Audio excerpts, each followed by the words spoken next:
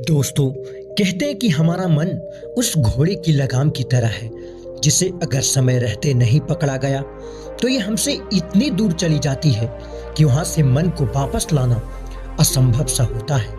लेकिन आखिर हमारा मन हमसे इतनी दूर क्यों चली जाती है और आखिर कैसे हम अपने मन को अपने बस में कर सकते हैं? तो आइए दोस्तों, हम इसे गौतम बुद्ध की इस छोटी सी कहानी से समझते हैं। एक बार एक लड़का गौतम बुद्ध के पास जाकर कहता है, मेरे जीवन में बहुत अशांति है, कृपया करके आप मेरा मार्गदर्शन कीजिए जिससे कि मैं इस अशांत मन से छुटकारा पा सकूं। तभी गौतम बुद्ध इस लड़के के जीवन की अशांति का कारण पूछते हैं। तभी ये लड़का जवाब देता है कि मेरे मन में बहुत सारे विचार आते हैं और जिससे मेरा मन अशांत रहता है। तभी बुद्ध मुस्कुराते हुए कहते हैं, ऊपर आकाश की ओर देखो और बताओ कि तुम्हें सूर्य दिख रहा है या नहीं।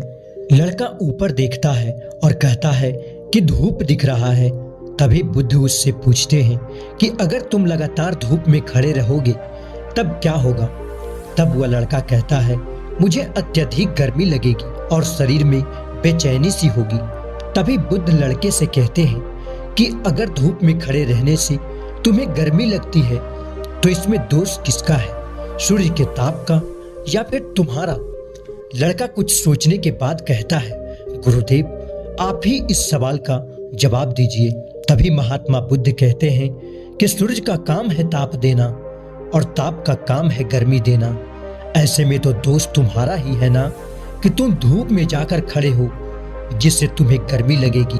तुम्हें अगर शीतलता चाहिए तो तुम्हें छांव में रहना होगा। ठीक उसी तरह चंचल मन का भी स्वभाव होता है विचारों और भावनाओं को जागृत करना।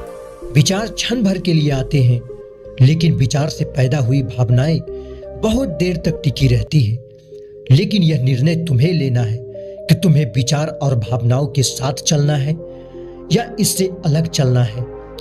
लेकिन गुरुदेव मैं अपने मन को शांत कैसे कर सकता हूं? तभी बुद्ध कहते हैं कि मन को शांत करने के लिए तन के आयाम पर काम करना सबसे आसान तरीका है। शरीर के स्तर पर हमारी कामेंद्रियां और ज्ञानेंद्रियां, कामेंद्रियां कर्म और ज्ञानेंद्रियां ज्ञान से जुड़ी होती है। इससे हम अपनी संवेदनशीलता को बढ़ा सकते हैं, यानी हम जो भी काम करें उसे आनंद के साथ करें। मन के आयाम से हटकर तन के आयाम पर जाने से ही तुम्हारा चित्त शांत होगा।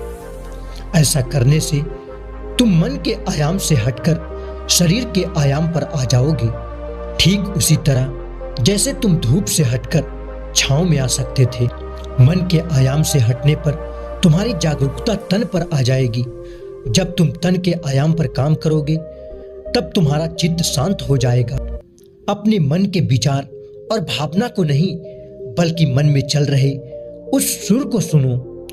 तभी लड़का गौतम बुद्ध से कहता है, अपने भीतर के सुर को कैसे सुने? तभी महात्मा बुद्ध मुस्कुराते हुए कहते हैं, किसी शांत स्थान पर रहकर जहां शांति हो तब अपनी आंखें बंद कर लिया करो और मन के भीतर चल रहे शोर से हटकर भीतर के सुर को सुनने की कोशिश करो। सुर निरंतर चलता रहता है लेकिन बाहर के शोर के कारण तुम अपने मन के भीतर चल रहे सुर को नहीं सुन पाते हो।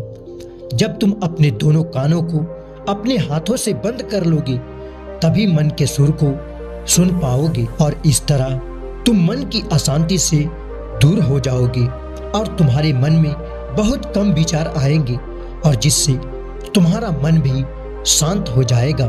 दोस्तों, वैसे आपको ये कहानी कैसी लगी कमेंट करके जरूर बताइएगा और अगर आप भी इस तरह की कहानियों को जरा सा भी पसंद करते हैं तो हमारे चैनल को सब्सक्राइब जरूर से कर लीजिएगा।